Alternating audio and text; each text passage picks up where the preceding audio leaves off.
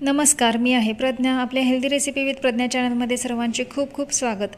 आज आपण झटपट पोटाला आराम देणारी, पचनक्रिया सुधारणारी आणि अगदी 4 ते 5 माणसांच्या प्रमाणामध्ये झटपट बनणारी दाल खिचडी रेसिपी बनवणार आहे. अशाच छान खमंग स्वादिष्ट हेल्दी रेसिपी तुम्हाला आवडत असतील तर हेल्दी रेसिपी विथ प्रज्ञा चॅनलला सबस्क्राईब करायला विसरू नका. चला तर मग करूया सुरुवात आजच्या रेसिपीला.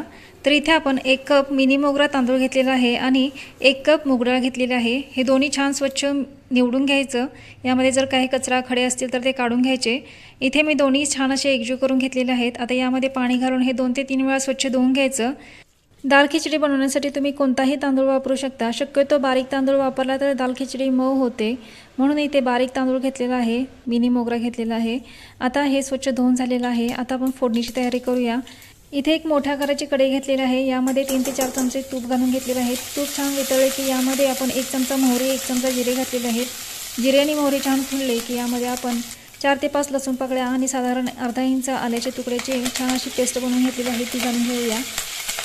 फोडणी देताना मंद गॅसवरच फोडणी द्यायची, म्हणजे आपली फोडणी करपत नाही. यामध्ये फ्रेश कढीपत्त्याची पानं घालून परत एकदा एकजीव करून घेतलं. त्याचप्रमाणे यामध्ये खडे मसाले घालूया.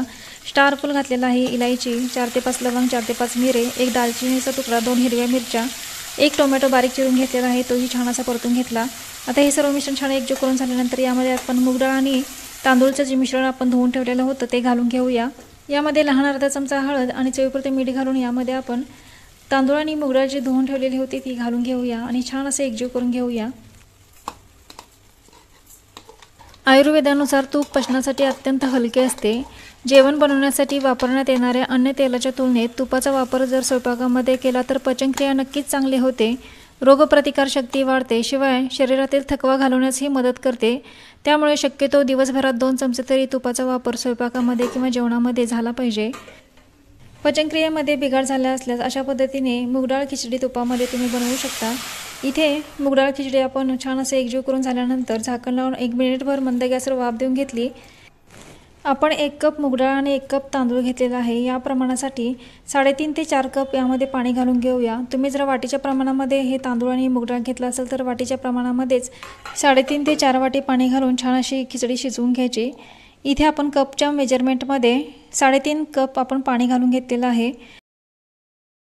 खिचडीमध्ये पाणी घालताना गरम पाणी घालावे. इथे आपण पाणी घातल्यानंतर लो टू मिडियम फ्लेमवर उकळी काढून घेतली आणि त्याच्यानंतर मंद गॅसवर छान अशी मूगडाळ खिचडी आपण 10 ते 15 मिनटं शिजवून घेतलेली आहे. 10 ते 15 मिनटानंतर तुम्ही बघू शकता छान अशी मऊ लुसलुशीत इथे मूगडाळ खिचडी बनलेली आहे. यावर थोडीशी कोथिंबीर घालून मिश्रण हलवून घेतले, त्याचबरोबर तुपाची धारही सोडलेली आहे. आता हे मिश्रण तुम्ही बघू शकता अगदी परफेक्ट अशी इथे आपली मूगडाळ खिचडी बनलेली आहे. आपण घेतलेल्या प्रमाणामध्ये 4 ते 5 माणसांना पुरेल इतकी मूगडाळ खिचडी बनते. खाण्याच्या सवयी आवडीनुसार याचे प्रमाण कमी जास्त होऊ शकते. फक्त 10 ते 15 मिनिटांमध्ये तुपामध्ये बनवलेली मस्त खमंग वाफाळलेली अशी मूगडाळ खिचडी खायला नक्कीच सर्वांना आवडेल. सर्व केल्यानंतर यावर थोडीशी तुपाची धार सोडायची आणि यावर थोडेसे आपण टोमॅटोचे बारीक बारीक काप करून ठेवलेले आहेत ते घालून घेऊया.